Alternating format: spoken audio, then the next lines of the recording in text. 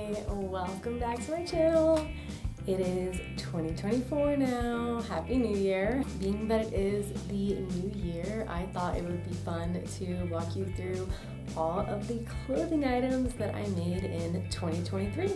Here we go. So I think it would be fun to get started with the hats. This was actually one of the first things that I made, and it is reversible, but I will say that this is definitely the cuter side. I don't really wear it on the other way because, I don't know, I don't think I did the best job with the patch. You're about to see in a second, I was really into patches at this point in my sewing trajectory. So my other hat that I made that has a patch actually came out better, but this is technically reversible. But I do enjoy wearing this side. I haven't really lately because it's been pretty chilly and not so sunny, but in the summertime I did get a lot of wear out of this to protect me from the sun. So that's this little guy. And the other hat, as I was saying, I was pretty into patches. This one I actually made for my husband, but I kind of steal it sometimes because I like it a lot. But as you can see, it has that patch, which I kind of tried to replicate on the other hat that didn't work out as well. But this one's the OG. This was my first ever patch that I made, and I didn't even really know what I was doing, but I just had fun experimenting with stitching. This is also a reversible hat. And this side does look pretty cute. It's simple, it's basic, but I will say we also tend to wear the green side a little bit more. So this is a free pattern. This is the Mood Fabrics little bucket hat. So I will pop it down below if you want to give this a try. This is definitely super beginner friendly. I want to say I made this in around my 3rd month sewing when I was really craving easy patterns, but stuff that would produce garments that I would actually want to wear. So there's this little hat. So keeping in line with accessories, enter this little fanny pack that I made. So this is fully lined. Some iPhone headphones in here. I used a fabric from the thrift. It was a skirt that I had thrifted, and I just loved this fabric so much that I was just trying to use it in everything pretty much. And this actually is one of the only items that includes non-thrifted fabric. This is some duck canvas from Joann, but the inside has the thrifted fabric. I popped my little logo here on the side, put some pins for personalization, and yeah, I totally love this. I wear it all the time whenever I go for walks, so I've already gotten a ton of use out of this. This is also a free pattern that I got from a YouTube video, so I'll pop that link down below as well if you want to check it out. I felt like it was really easy to follow and definitely beginner friendly, and it taught me how to use some things like fusible foam and stuff like that I had not worked with prior. So yeah, super fun project that I definitely still get a lot of use out of. All right, so staying with accessories, shall we get into the bags? Here is the Allwell party purse. I made this is like partially with thrifted fabric, partially with Joann cotton. This is, I think, a calico cotton from there. I thought it was really groovy. I was excited to use it. And this is like a corduroy fabric that I thrifted from the Austin Creative Reuse store. On the inside, it is not lined. I hadn't yet learned how to line things, but I did bind the seams with this cute yellow bias binding, and it does have a cute little pocket inside. I made this in my 2nd or 3rd month sewing. I was on a blitz of like sewing a lot of bags at that time, and I've learned a lot since then, one of which is how to line things, and the other is how to give structure to bags. So this was before I learned how to use any interfacing to make things have more structure. So I really just didn't even know that that was a thing. But yeah, that's why it's kind of floppy. You know, not the best structure that I would prefer, but I've learned so much since then, and I still think it is really cute, and I do still wear it from time to time. And here we have the first Allwell party purse that I ever made. And we're seeing a trend here back to the patches. I think I made this before I made that hat, the bucket hat. And yeah, so I was really into the patches at that time with this thrifted fabric that I got from the Creative Reuse store. I just think it's super cool because it kind of looks camouflage, but if you zoom out, it's actually these brown flowers. You'll see that fabric again in a moment. But this one also didn't line, but I didn't think it would really be necessary to line it in hindsight because it is made with a corduroy, a thrifted corduroy, so you know, it doesn't really seem like it needs to be lined, but I will say it definitely could have benefited from some interfacing, as I mentioned with the other party purse.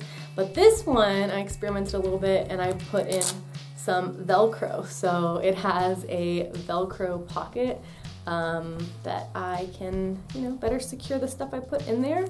And yeah, I also bias bound the edges on this one with this kind of like sienna color binding that I thought was cool and would be a nice pop of color when I opened the bag. You know, surprisingly, I've gotten quite a few compliments on this bag. It's really not like my best work, but it is one of the first things I made. See, I kind of like don't love how the corners don't puff out perfectly, but it's okay. I look forward to trying to make this bag again with an interfacing, so that way it holds its shape a little bit better. Okay, so you might recognize this from my last video. I actually ended up deciding to keep this tote bag for myself. This is made with all thrifted material. The fabric is from the Creative Reuse store, and then inside I did bind the edges. I'll show you the video if you want to see how I made this. It was honestly kind of a painstaking process. This was the one of only 3 bags that I actually followed this particular process with, where I had to like sew over the straps like 4 times. Like, it was kind of crazy. I ended up breaking a bunch of needles. But all that said, it came out with a really cute bag. I boxed the corner, so it does have a little bit of shape when you put some things in it. And yeah, I just really love this little tote. And I'm excited to throw some books in it and go to a coffee shop and look cute. Okay, last but not least, this is the first ever tote bag that I made. A lined tote bag made with all thrifted fabric from the Creative Reuse store. So the inside has this yellow, if you look a little closely, it almost has kind of like a tie-dye feel to it, this yellow fabric. And then the outside, this is the one I was talking about, that when you kind of cut small snips of it, it looks like camouflage, but it's actually this really cool, funky, floral printed pattern. And I really like it because it's a little funky, but it's also neutral, so I really get a lot of wear out of it. And it's a nice big roomy tote. Story about this bag, this was like the actual first thing I ever made. I took a 3-hour intro to sewing course. It was an all online course here in Austin. And the woman leading the course taught us how to make a tote bag. And this is kind of the blueprint for the other tote bags that I made. Of course, I've mixed it up a little bit and made things my own and kind of used some different approaches, but this is the OG. All right, let's get into some garments, shall we? This is a cute little tank that I made. Okay, so I actually totally freestyled this in about like 6 months of sewing knowledge only, and I think it turned out pretty darn cute. It has an elastic bottom, so it cinches you at the waist, and it is cropped. This is also just a thrifted fabric that I got from the Creative Reuse store. It is a cute little cotton floral print, and I like that it has a bunch of different colors in it, so I can wear it with a lot of different outfits in my wardrobe. But yeah, that's this cute little tank. All right, we couldn't leave Allwell workshop for long. We have the classic Allwell box top. This is the second Allwell box top I made. The first one I made, I did it before I knew anything about finishing edges, and unfortunately, that top has not survived. I'm really sad about it. That was made with the thrifted fabric that is the lining of the fanny pack that I showed you. Rest in peace to that box top. But we have our second box top here. This is made from calico cotton from Joann. And then the inside neckline is made with bias binding from the Creative Reuse store. This is in a cropped length, similar to that funky kind of like camouflage floral print. I like this one because it's a little funky, but it's also a neutral, so I do get a lot of good wear out of this guy. All right, so we might as well stay on the Allwell train, and here we have another box top.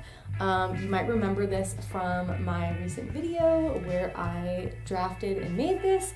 This is based on the Allwell box top pattern, however, I did something different, and I kind of made like a patchwork version of it. I made my own bias binding out of this plaid fabric for the neckline. Now this one definitely is something I wear when I want a little pep in my step, when I want to feel a little spunky.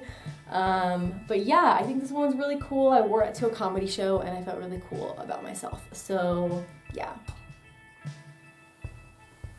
Okay, and I will show you the OG garment that I made with that plaid fabric that made its appearance in the box top, and that is these amazing Pomona pants. They are a sailor fit pant, so they kind of do like a little bit of a kick flare. They're wide leg, they have a nice comfy 2-inch waistband that kind of cinches you in, keeps you feeling comfortable, and they come with like a little patch pocket on the back.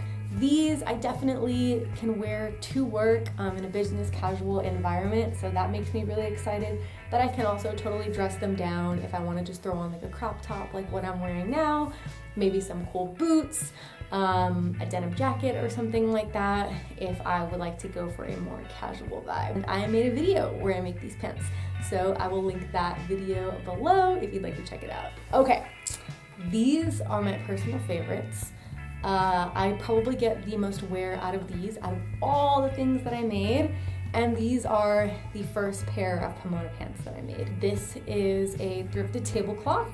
I've gotten so much use out of this. I made a tote bag using this fabric, but this is the first thing I made with the fabric, and that is these amazing pants. These are so comfortable, and I love that they are multicolored, so if I'm wearing something more muted up top, I can have a fun pop down below, and I get a ton of compliments on these pants, and I think it's because they're really unique, but they're also definitely comfy, cozy, so I've worn them on road trips as well. So that is my personal favorite, the Pomona pants.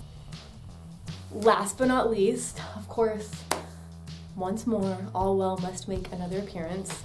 This is the Allwell cardigan coat made with a thrifted fabric. I think this is like an upholstery fabric.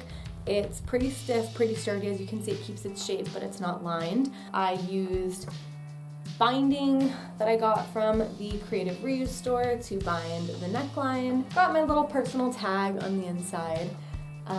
I found out when making this that this is not ironable fabric, so I almost screwed up my iron trying to iron down these seams. So I ended up having to just try to press them open to the best of my ability and then top stitch on the other side to keep those seams flush with the back of the jacket. And then I've got these cute little pockets.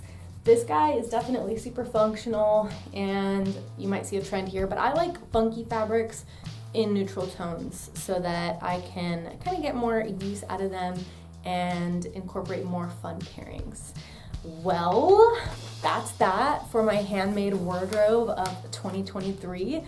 I am so excited to have just this little bit of experience under my belt 1 year in to see what more amazing things I can sew in 2024.